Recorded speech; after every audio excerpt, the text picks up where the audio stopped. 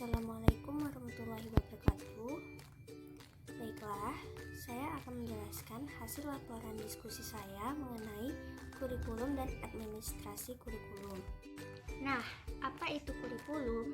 Kurikulum merupakan suatu sistem pengaturan dan rencana tentang bahan pembelajaran yang nantinya akan dijadikan pedoman dalam aktivitas belajar mengajar. Kurikulum di sisi lain diartikan sebagai program pendidikan yang mengatur dan mengelola segala hal yang berkaitan dengan kepentingan pendidikan. Dalam perkembangan terakhir, dengan orientasi kurikulum berbasis kompetensi, kurikulum diartikan seperangkat rencana dan pengaturan tentang kompetensi dan hasil belajar yang harus dicapai siswa, penilaian, kegiatan pembelajaran, serta pemberdayaan sumber daya pendidikan dalam pengembangan kurikulum sekolah.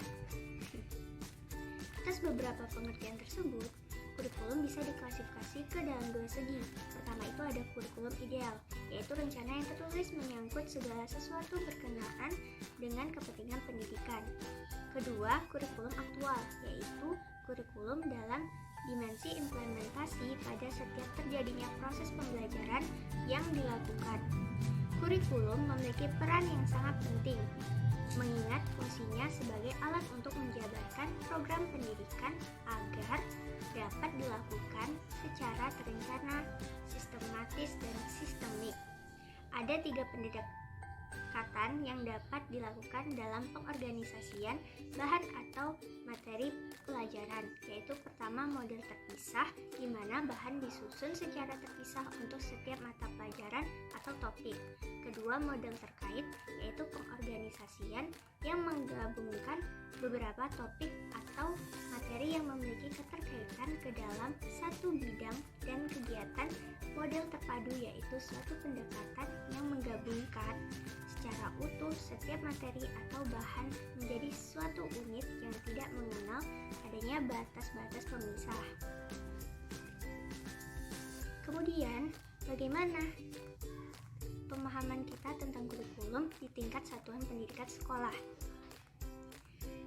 Dalam Standar Nasional Pendidikan, pasal 1 ayat 15 dikemukakan bahwa kurikulum tingkat satuan pendidikan itu atau KTSP adalah kurikulum operasional yang disusun dan dilaksanakan oleh masing-masing satuan pendidikan.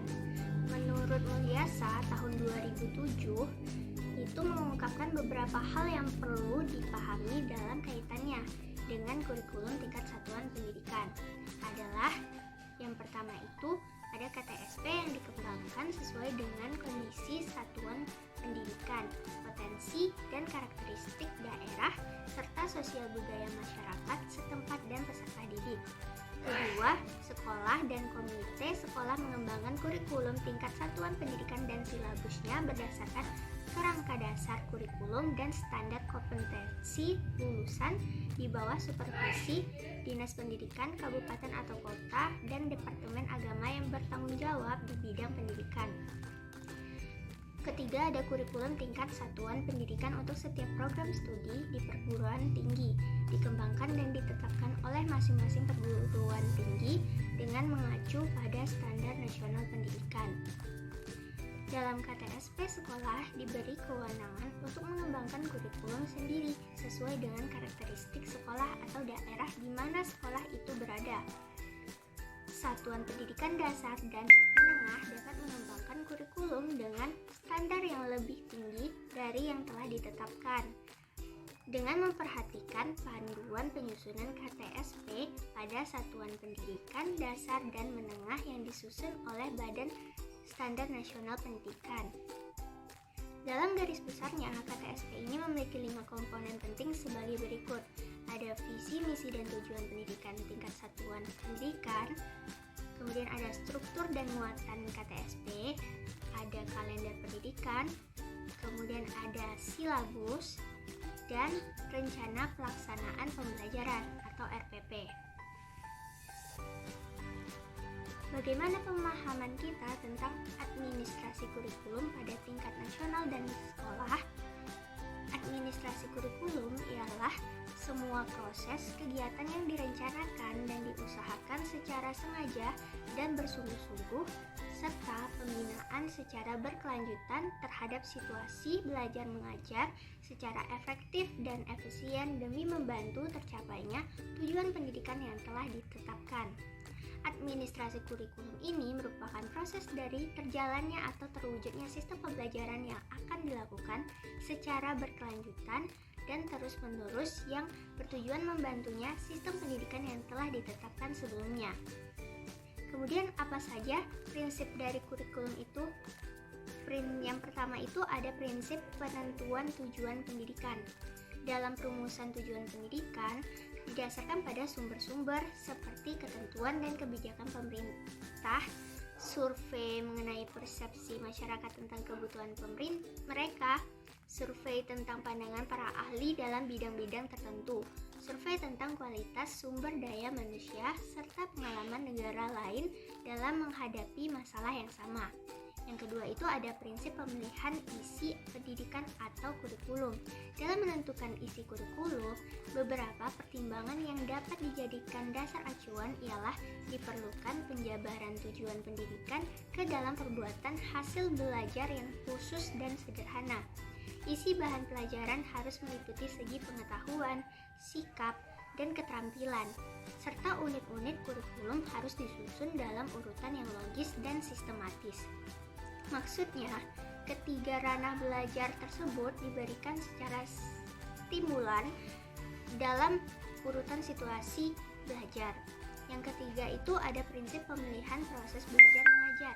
Dalam proses belajar mengajar, hendaknya memperhatikan hal-hal berikut ini, seperti kecocokan metode atau teknik belajar mengajar untuk mengajarkan bahan pelajaran, variasi metode atau teknik dalam proses belajar mengajar terhadap perbedaan individu siswa, serta keefektifan teknik dalam mengaktifkan siswa dan mendorong berkembangnya kemampuan baru. Yang keempat itu ada prinsip pemilihan media dan alat pengajaran. Dalam proses pemilihan media dan alat pengajaran, hendaknya memperhatikan hal-hal berikut ini: kegiatan perencanaan dan inventaris terhadap alat atau media apa saja yang tersedia, serta pengorganisasian alat dalam bahan pembelajaran, baik dalam bentuk modul atau buku paket. Yang terakhir itu ada prinsip berkenaan dengan penilaian. Penilaian merupakan proses akhir dalam kegiatan belajar mengajar.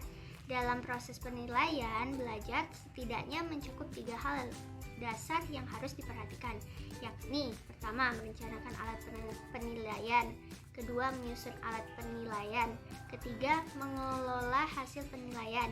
Prinsip yang perlu diperhatikan ialah norma penilaian yang digunakan dalam pengelolaan hasil tes serta penggunaan skor standar. Nah, mengapa kurikulum di Indonesia itu berubah-ubah dan kurikulum apa yang dipakai Indonesia saat ini? Ada beberapa faktor-faktor penyebab perubahan kurikulum di Indonesia. Yang pertama itu adanya perkembangan dan perubahan bangsa yang satu dengan yang lain. Perubahan praktek pendidikan di suatu negara harus mendapat perhatian serius agar pendidikan di negara kita tidak ketinggalan zaman. Tetapi tentu perubahan kurikulum harus disesuaikan dengan kondisi setempat. Yang kedua itu perkembangannya industri dan produksi atau teknologi. Pesatnya perubahan di bidang teknologi harus disikapi dengan tepat, karena kalau tidak demikian maka output dari lembaga pendidikan akan menjadi makhluk terasing yang akan hidup di dunianya. Kurikulum harus mampu menciptakan manusia-manusia yang siap pakai di segala bidang yang diminatinya, bahkan mampu menciptakan dunia sendiri yang baru, yang bukan baru, hanya mampu mengikuti dunia itu. Yang ketiga itu ada orientasi politik dan praktek kenegaraan. Praktek politik kenegaraan memegang peranan penting dalam perubahan kurikulum. Tidak dapat dipungkiri lagi bahwa pendidikan termasuk kurikulum itu tidak dapat terlepas dari perpolitikan suatu bangsa. Oleh karena itulah, orientasi politik negara harus diarahkan pada pemantapan demokrasi yang sejati, sehingga sistem pendidikan akan berjalan dengan baik tanpa dibayangi ketakutan terhadap kekuasaan atau penguasa. Yang keempat itu ada pandangan intelektual yang berubah. Selama ini pendidikan di Indonesia lebih diarahkan pada pencapaian materi sebanyak-banyaknya daripada mencapai suatu kemampuan atau kompetensi tertentu, sehingga outputnya kurang berkualitas dibandingkan dengan negara lain. Untuk meningkatkan kualitas itulah, maka pemerintah mengupayakan dilaksanakannya kurikulum berbasis kompetensi yang dirintis sejak tanggal 26 Juni 2002. Kemudian pada tahun 2006 diberlakukan kurikulum baru yaitu KTSP, dan sekarang mulai dirintis kurikulum terbaru lagi yaitu kurikulum 2013 dengan basis yang sama dengan perubahan dan penekanan pada aspek tertentu. Faktor kelima, pemikiran baru mengenai proses belajar mengajar. Banyak sekali pemikiran, konsep atau teori baru dalam proses pembelajaran, walaupun pemikiran itu kadang hanyalah perubahan pada titik tekannya saja.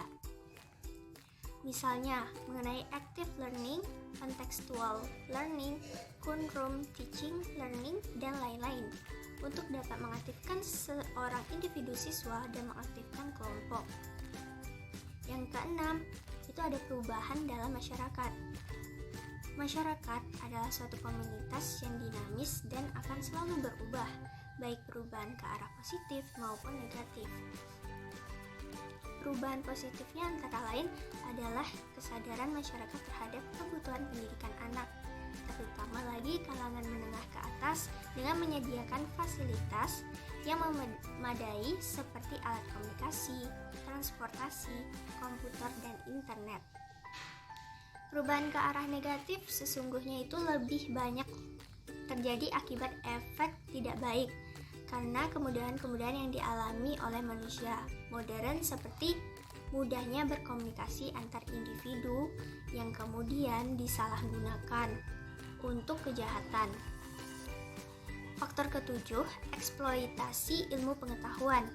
Dengan pesatnya kemajuan di berbagai bidang kehidupan, tentu ilmu pengetahuan mendapat porsi dalam kehidupan manusia.